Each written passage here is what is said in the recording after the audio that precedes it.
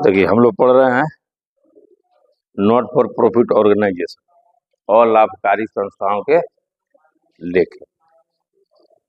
तो कल हम आपको बताया था कि संस्था जो है वो दो प्रकार से होता है। एक जो प्रॉफिट कमाते के उद्देश्य से काम करता है और दूसरा जो समाज सेवा के भावना के उद्देश्य से कार्य करता है। तो हम लोग को वही पढ़ना है, नॉट फॉर प्रॉफिट ऑर्गेनाइजेशन। ठीक, सबसे पहले नॉन प्रॉफिट ऑर्गेनाइजेशन कौन है?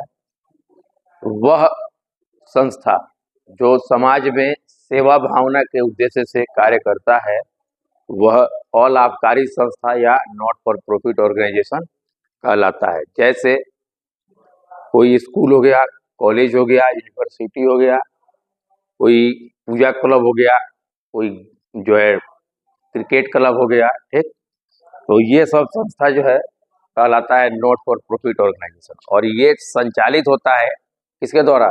न्यासी के द्वारा, ट्रस्टी के द्वारा ये संचालित होता है। ठीक, ट्रस्टी इसको संचालित करता है। ठीक, अब चूंकि इनको भी ये अनिवार्य है कि अपना जो है ये विवरण तैयार करेंगे, वित्तीय विवरण इनको भी तैयार करना है, इसलिए इनको भी जो है अपना वित्तीय विवरण में अपना खाता बनाना होता है, जिसमें रिसिप्ट एंड पेमेंट अकाउंट है, इनकम एक्सपेंडिचर अकाउंट है और बैलेंस शीट। बैलेंस शीट दो ठो बनेगा, एक ओपनिंग और एक क्लोजिंग। यदि संस्था कुछ दिन पहले से चली आ रही है, यदि वह जो क्लब है वह पहले से चला आ रहा है, तो ओपनिंग बैलेंस शीट बनाया जाएगा। और यदि संस्था इसी साल शुरू हुआ हो तो ओपनिंग बैलेंस शीट नहीं बनेगा। ठीक, अब आइए रिसिप्ट एंड पेमेंट अकाउंट क्या है?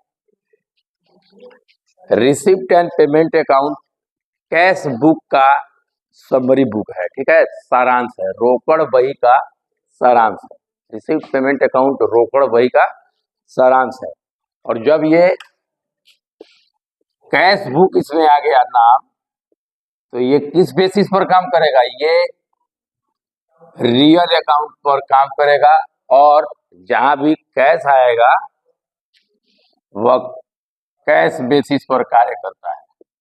ठीक, रिसिप्ट पेमेंट अकाउंट में जो कैश आया और जो कैश गया उसी को लिखते हैं।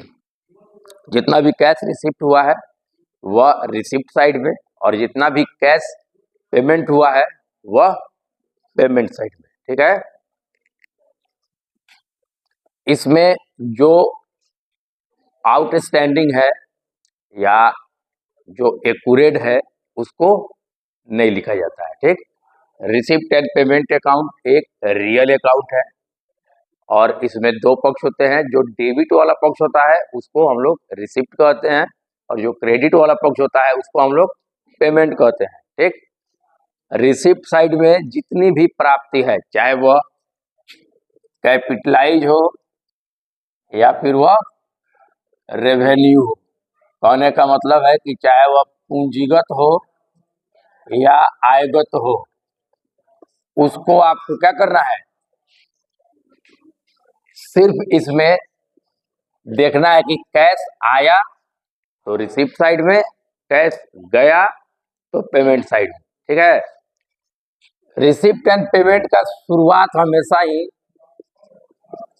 टू बैलेंस बीडी यानी कि ओपनिंग बैलेंस, प्रारंभिक शेष से होगा, और इसका खत्म हमेशा इसको खत्म करेंगे बाय बैलेंस सीडी यानी कि क्लोजिंग बैलेंस। अब जब इसको बनाएंगे, शुरुआत हमेशा ओपनिंग से होगा, खत्म जाके क्लोजिंग पे होगा। जितना भी इसमें में रिसिप्ट है सभी रिसिप्ट साइड में लिखेंगे, चाहे वह रेवेन्यू नेचर का हो या कैपिटलाइज नेचर का हो। और जितना भी पेमेंट है, चाहे वह रेवेन्यू नेचर का पेमेंट है या कैपिटलाइज, सब पेमेंट साइड में लिखेंगे, बशर्ते कि वह कैश में हुआ हो। डिप्रेसिएशन, आउटस्टैंडिंग, एक्यूरेट, ये सब नहीं लिखते हैं इसको। ठीक है, लिखने के बाद हमेशा ही क्रेडिट साइड में कमी आएगा, पेमेंट साइड में कमी आएगा, जिसको बैलेंस सीडी या क्लोजिंग बैलेंस से पूरा करेंगे। लेकिन कभी कभी आपका पेमेंट साइड बड़ा हो जाता है, कभी कभी पेमेंट साइड बड़ा हो जाएगा और रिसिप्ट साइड आपका छोटा रहेगा, तो उसमें हमको क्या करना है, उसमें रिसिप्ट साइड में बैंक ओवरड्राफ्ट लिख के पूरा कर देंगे। ठीक है, ये हुआ आपका receipt and payment side, receipt and payment account. ठीक,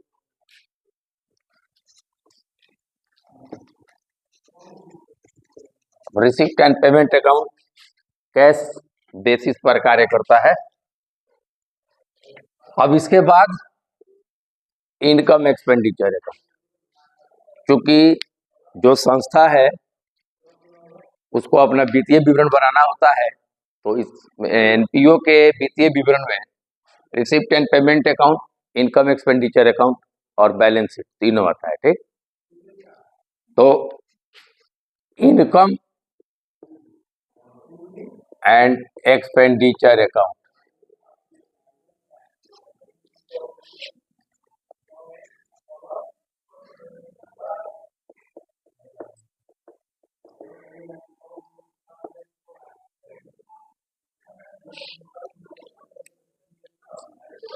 ये किस चीज का बोध करा रहा है आपको, इनकम और एक्सपेंडिचर, आय और व्यय का। तो जो आय और व्यय का बोध कराएगा वो कौन सा खाता कहलाता है, नॉमिनल अकाउंट। यानी कि ये जो है ये नॉमिनल अकाउंट के रूल पर कार्य करेगा और ये एक्यूरल बेसिस पर कार्य करता है, एक्यूरल बेसिस पर कार्य करेगा। ठीक, क्योंकि इसमें आउटस्टैंडिंग, एक्यूरेट, प्रीपेड, अनएक्यूरेट सबको लिखना है। ठीक है,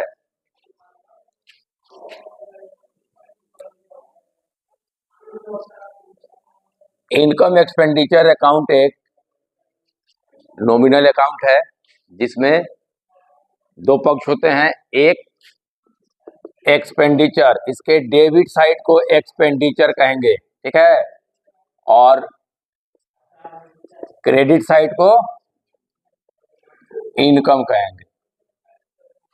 और इसको बनाते समय ये ध्यान रखना है कि आपको सिर्फ करेंट ईयर को ध्यान में रखना है, जिस ईयर का आप बना रहे हैं उसी ईयर को ध्यान में रखना है। ठीक है, करेंट ईयर को ध्यान में रखना है और इसमें सिर्फ और सिर्फ जो आयगत होगा, आयगत या तो वह आय होगा या फिर व्यय होगा, यानी कि रेवेन्यू नेचर के इनकम और एक्सपेंसेस को ध्यान में रखना है।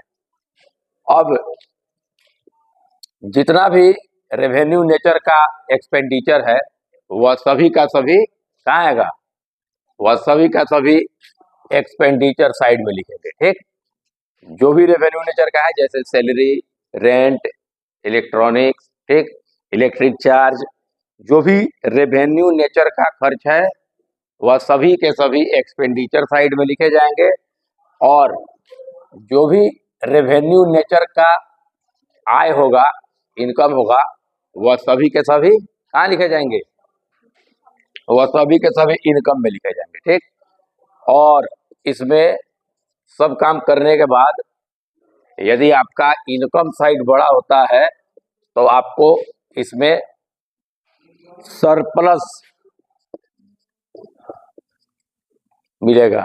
ठीक है, और यदि आपका एक्सपेंडिचर साइड बड़ा है तो आपको बाई डिफिसिट, यानी कि सरप्लस मतलब हो गया अधिक के और डिफिसिट मतलब हो गया कमी। ठीक है ना, इसमें चूंकि इसमें जो भी लाभ हानि होता है, जिस तरह साझेदारी संस्थाओं में होता है, पीएल अकाउंट में होता है, तो वो क्या करते हैं, साझेदारी संस्था में साझेदारों के मध्य बांट दिया जाता है, लेकिन इसमें नहीं होता है, इसलिए साझेदारों के मध्य इसको नहीं, इसमें कोई साझेदार नहीं होता है, इसमें मेंबर होते हैं, सदस्यों में इसको नहीं बांटा जाना है। ये जो आएगा, अब यदि सरप्लस आएगा तो बैलेंस शीट बनाते समय कैपिटल फंड में इसको जोड़ देंगे, और यदि डिफिसिट आया रहेगा तो कैपिटल फंड में से इसको क्या करेंगे, घटा देंगे। ठीक है। अब बैलेंस शीट जैसे पहले बनता था वैसे ही इसमें बनेगा। आपको देखना है कि यदि संस्था बहुत पहले से चली आ रही है तो आपको ओपनिंग बैलेंस शीट बना के कैपिटल फंड प्राप्त करना है। ठीक है। और यदि संस्था ओपनिंग बैलेंस शीट बनाने के बाद भी क्लोजिंग आपको बनाना है, और यदि संस्था इसी साल से शुरू हुआ हो, पहले का फंड नहीं दिया हो, तो आप सीधा उसको क्लोजिंग बैलेंस शीट बनाएंगे और इसका वित्तीय विवरण समाप्त हो जाएगा। अब इसमें कुछ ऐसे ऐसे आइटम है जिनको आपको जानना है। ठीक, जैसे चंदा। अब कोई भी सामाजिक संस्था है तो अपने घर से तो वह कार्य करेगा नहीं, तो वह सामाजिक कार्यों को करता है। इसके लिए वह क्या करेगा कि समाज के लोगों से या फिर अपने मेंबर्स से, जो उनके मेंबर्स हैं उनसे वह क्या करता है, चंदा कलेक्ट करता है। ठीक है। चंदा यदि दिया है तो ठीक है, लेकिन यदि विशिष्ट चंदा यदि आएगा, सिर्फ चंदा दिया है तो रेवेन्यू नेचर का होगा, और विशिष्ट चंदा यदि आ गया तो वह कैपिटलाइज नेचर का हो जाएगा। विशिष्ट या विशेष जहां जुड़ जाएगा वह कैपिटलाइज नेचर का हो जाएगा और वह बैलेंस शीट में जाएगा। ठीक है। जो भी कैपिटलाइज नेचर का होगा वह बैलेंस शीट में जाएगा और रिसिप्ट एंड पेमेंट अकाउंट में जाएगा। इसमें इनकम एक्सपेंडिचर में जो रेवेन्यू नेचर का होगा, जैसे साधारण चंदा दिया है, साधारण दान दिया है, ठीक, तो वह आपको इनकम एक्सपेंडिचर में जाएगा। ठीक है ना। लेकिन जैसा ही उसमें स्पेसिफिक जुड़ जाएगा, विशिष्ट शब्द जुड़ जाएगा, तो वह बैलेंस शीट और रिसिप्ट एंड पेमेंट का हो जाएगा। ठीक है। बाकी जैसे आप पीएल अकाउंट में सैलरी होता था, रेंट होता था, कमीशन होता था, ये सब आप लिखते थे, ये सब आप वैसे ही लिखेंगे, जस्ट लाइक पीएल अकाउंट की तरह ही इसको बनाया जाता है। बस अंतर ये है कि इसमें लाभ और हानि नहीं मिलता है, उसमें लाभ और हानि मिलता है। ठीक है। तो ये हो गया आपका इनकम एक्सपेंडिचर अकाउंट। ठीक।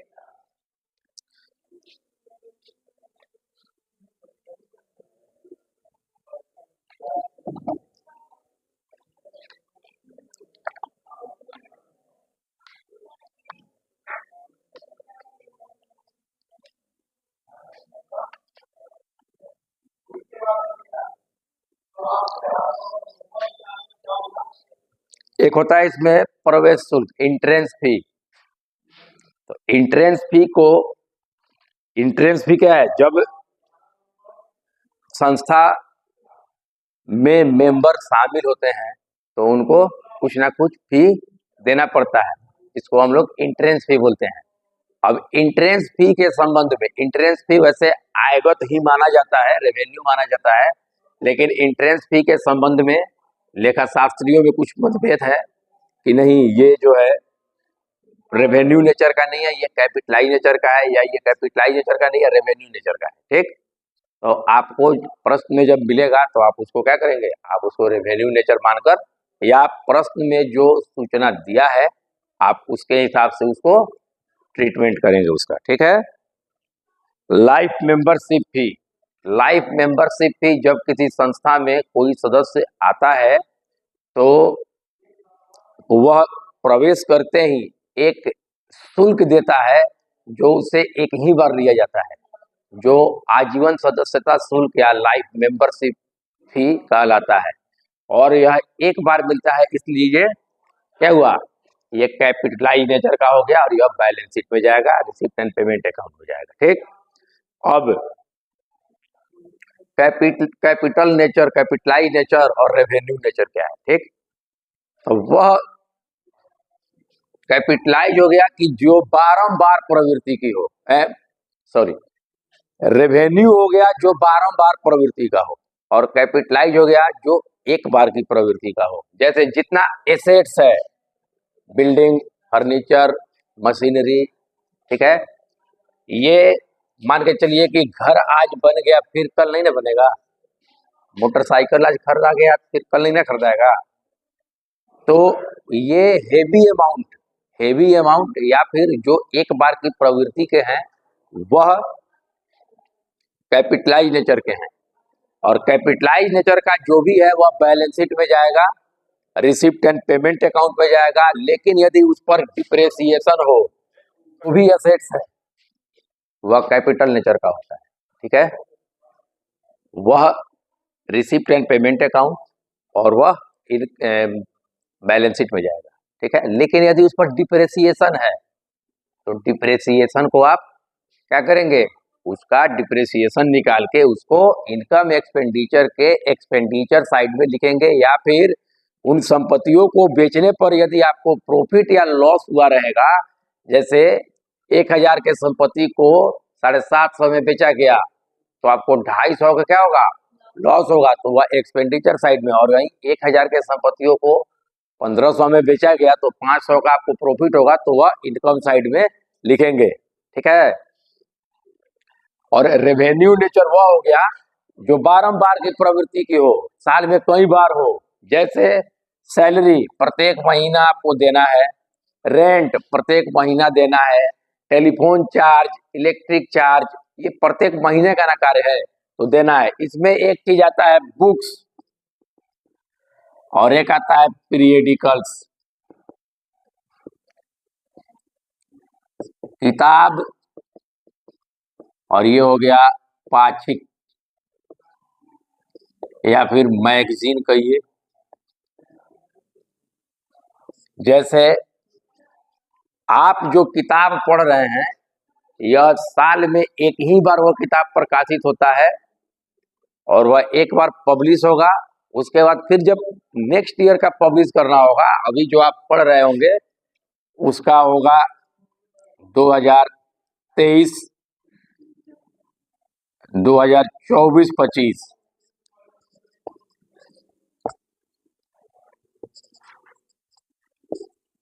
नेक्स्ट ईयर के बच्चों के लिए 2025-26 वो किताब बनेगा। यानी कि ये पुस्तक वैसा पुस्तक जिसका प्रकाशन वर्ष में वार्षिकी प्रकाशन हो, एक बार ही प्रकाशित होता है, यह जो है कैपिटल नेचर का होगा। ठीक है, लेकिन पीरियडिकल्स मैगजीन, पीरियडिकल्स मतलब होता है जो 15 दिन में एक बार छपता हो, जैसे नंदन चंपक ये सब आता है ना, मेरी सहेली वगैरह जो है सब, तो ये 15 दिन में जब एक बार तो महीने में 2 बार और साल में 24 बार। और उसी तरह कुछ होते हैं जो महीना में एक बार छपते हैं तो वह साल में 12 बार। तो इस हिसाब से ये पीरियडिकल्स यदि दिया रहेगा तो यह जो है ये रेवेन्यू नेचर का हो जाएगा। ठीक है, और ये इनकम एक्सपेंडिचर में आएगा, और ये जो है इसका प्रयोग इनकम एक्सपेंडिचर में नहीं करके रिसीव पेमेंट और बैलेंस शीट में करेंगे। ठीक है, आया समझ में इसको?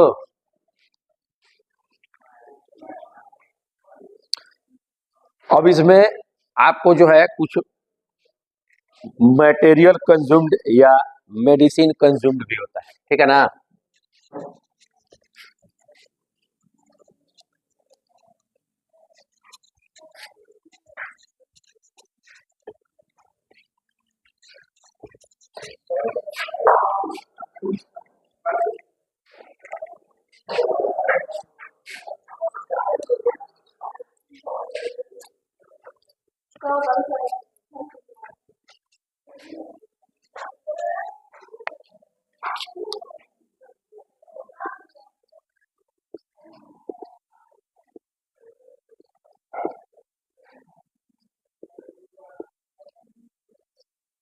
इसमें सबसे पहले ओपनिंग स्टॉक जो होगा आप उसको लिख लेंगे, ओपनिंग स्टॉक, और उसमें आपको जोड़ देना है purchase during the year, purchase during the year, और क्लोजिंग क्रेडिटर्स, क्लोजिंग क्रेडिटर्स, ये जोड़कर इसमें से आपको घटा देना है क्लोजिंग स्टॉक और ओपनिंग क्रेडिटर्स, ये करेंगे तो आपका निकल जाएगा। जो यहाँ आएगा वह मटेरियल कंज्यूम्ड, या मटेरियल के जगह पर कुछ भी दे सकता है, मेडिसिन कंज्यूम्ड, ठीक, उपभोग जनित वस्तुएं, तो वह निकालने का यही तरीका है। और इनकम एक्सपेंडिचर बनाते समय एक चीज को ध्यान में रखना है कि करेंट ईयर का आउटस्टैंडिंग है तो उसको जोड़ना है। अब जिस मद का हो, अब सैलरी का है तो उसको रेंट में जाके नहीं जोड़ेंगे, सैलरी में ही जोड़ेंगे, ठीक।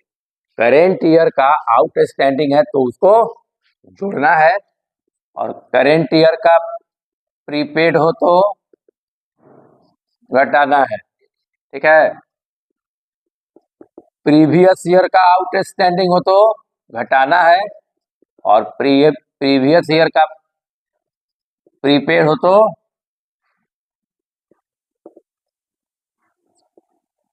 जोड़ना है। इसको आप लोग याद रखेंगे, ठीक है।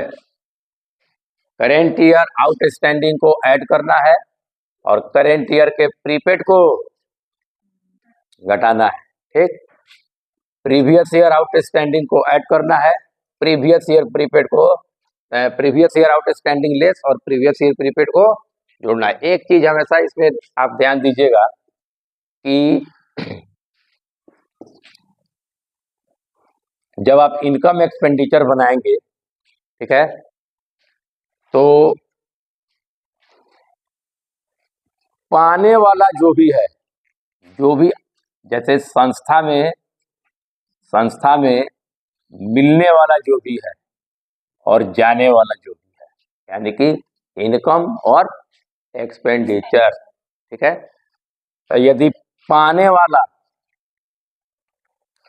संस्था में जो जो मिल रहा है, मिलने वाला यदि बकाया हो, संस्था में मिलने वाला चीज यदि बकाया हो तो क्या हो जाएगा,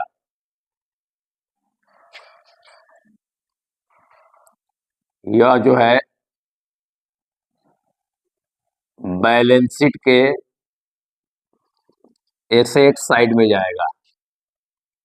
यदि भुगतान करने वाला बकाया हो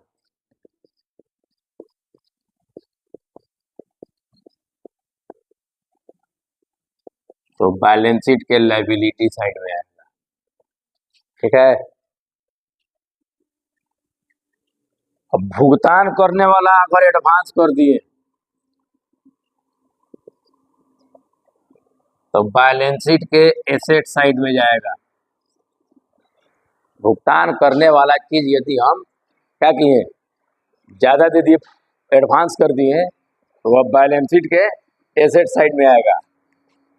और मिलने वाला चीज यदि एडवांस हमको मिल गया तो बैलेंस शीट के लायबिलिटी साइड में आएगा। इसको याद रखना है। मिलने वाला चीज यदि बकाया है तो बैलेंस शीट के असेट साइड में, ठीक है। और यदि भुगतान करने वाला चीज बकाया है तो वह बैलेंस शीट के लायबिलिटी साइड।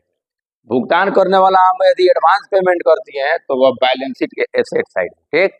और यदि मिलने वाला हम एडवांस पा लिए हैं तो बैलेंस शीट के लायबिलिटी साइड में लिखा जाएगा, ठीक है। अब इसमें कुछ मद है जिसको आप क्या करेंगे, पढ़ के आएंगे और उसको कल बारी बारी से डिफाइन किया जाएगा, ठीक है।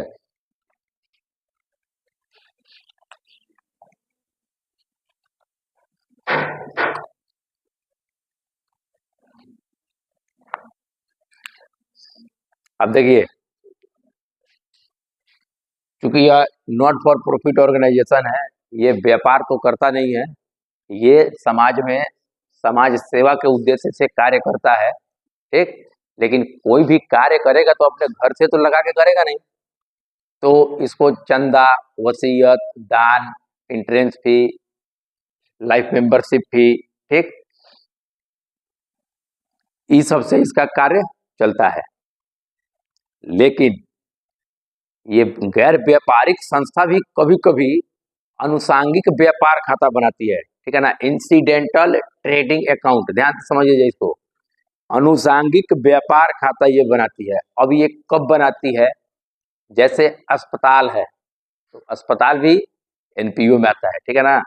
अस्पताल है तो वह क्या करता है कि अपने अस्पताल में कैंटीन, मेडिकल स्टोर खोल देता है, किसके लिए?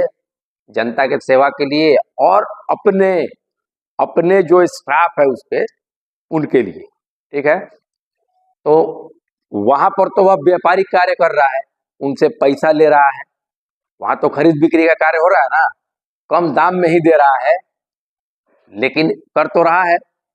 तो उस परिस्थिति में ये अगर किसी संस्था में ऐसा चल रहा है तो उन संस्थाओं को इंसिडेंटल ट्रेडिंग अकाउंट बनाना पड़ता है। और इंसिडेंटल ट्रेडिंग अकाउंट भी ट्रेडिंग अकाउंट जिस तरह बनाते थे लोग वैसे ही बनेगा, ठीक है। इसको बोलते हैं अनुसांगिक व्यापारिक खाता। और इसमें आपको मेन यही ध्यान में रखना है कि रेवेन्यू नेचर का कौन है और कैपिटलाइज नेचर का कौन है। रेवेन्यू नेचर वाले जो होंगे वह इनकम एक्सपेंडिचर अकाउंट में जाएंगे, कैपिटलाइज नेचर वाले जो होंगे वह बैलेंस शीट में जाएंगे। और ये दोनों नेचर वाले यदि कैश पेमेंट और कैश रिसिप्ट हुआ है, यानी कि कैश आया है और कैश गया है, तो वह रिसिप्ट एंड पेमेंट अकाउंट में जाएंगे, उसमें कोई नेचर नहीं देखना है। इस एनपीओ में अधिकांश लेन देन जो है वह कैश बेसिस पर ही होता है, रोकड़ के आधार पर ही होता है। यदि आपसे कोई पूछता है कि नॉट फॉर प्रॉफिट ऑर्गेनाइजेशन का जो लेखांकन होता है उसमें अधिकांश लेन देन किस बेस पर होते हैं, तो अधिकांश लेन देन कैश बेस पर होते हैं। लेकिन जब ये बनाया जाता है रिसिप्ट एंड पेमेंट अकाउंट या फिर इनकम एक्सपेंडिचर अकाउंट, तो रिसिप्ट एंड पेमेंट अकाउंट हमेशा कैश बेसिस पर कार्य करता है। उसमें जो रिसिप्ट हुआ रहेगा कैश में उसी को लिखेंगे, जो पेमेंट हुआ रहेगा कैश में उसी को लिखेंगे। लेकिन इनकम एक्सपेंडिचर अकाउंट पे जब जाएंगे तो वहां पर एक्यूरल बेसिस पर वह कार्य करता है, क्योंकि उसमें आपको आउटस्टैंडिंग और एक्यूरेट भी लिखा जाता है। आउटस्टैंडिंग का मतलब क्या होता है? वह खर्च जो चालू वित्तीय वर्ष के तो हैं परंतु उनका भुगतान चालू वित्तीय वर्ष में नहीं किया गया है, तो वह आउटस्टैंडिंग कहलाएगा, ठीक है। तो कैश आपने थोड़े दिया उसको, कैश नहीं दिया तो रिसिप्ट पेमेंट पे तो हो जाएगा नहीं। प्रीपेड वह खर्च जो चालू वित्तीय वर्ष के नहीं है परंतु उनका भुगतान एडवांस के तौर पर कर दिया गया है, अग्रिम के तौर पर कर दिया गया है, तो वह पूर्वदत्त प्रीपेड। उसी तरह एक्यूरेट और अनएक्यूरेट। एक्यूरेट वह आय जो चालू वित्तीय वर्ष के हैं लेकिन प्राप्त नहीं हुए हैं, ठीक है। हम आपके यहाँ काम जाके कर दिए हैं लेकिन पैसा आपने हमको नहीं दिया है, वह एक्यूरेट इनकम है हमारे लिए और आपके लिए आउटस्टैंडिंग एक्सपेंसेज है वो, ठीक है ना। आपने दिया नहीं, हमने पाया नहीं, आपको देना है, आपके लिए लायबिलिटी है, हमको पाना है, हमारे लिए वह असेट्स है, ठीक है ना। काम तो कर लिए उसके बदले में ना, वो पाना है। उसी तरह अनएक्यूरेट वह आय जो चालू वित्तीय वर्ष के नहीं है लेकिन एडवांस के तौर पर हमको पहले ही प्राप्त हो चुका है, वह अनएक्यूरेट इनकम कहलाएगा। वह आपके लिए प्रीपेड हो जाएगा और हमारे लिए अनएक्यूरेट। आपके लिए प्रीपेड है तो वह आपके लिए बैलेंस शीट के असेट साइड में जाएगा, लेकिन हमने तो कार्य किया नहीं है ना, कार्य नहीं किया है, यानी कि करना है, अब लायबिलिटी है मेरे ऊपर की करना है, तो हमको क्या करना है, उसको बैलेंस शीट के लायबिलिटी साइड में डाल देना है, ठीक है। चलिए आज के लिए इतना ही, फिर कल एक सेशन और चलेगा, उसके बाद नियम भेज दिए हैं उसको उतार लेना है। इनकम एक्सपेंडिचर का है, रिसिप्ट एंड पेमेंट का बैलेंस शीट का डाल दे रहे हैं, उसको उतार लेना है, बाकी लिखवा दें।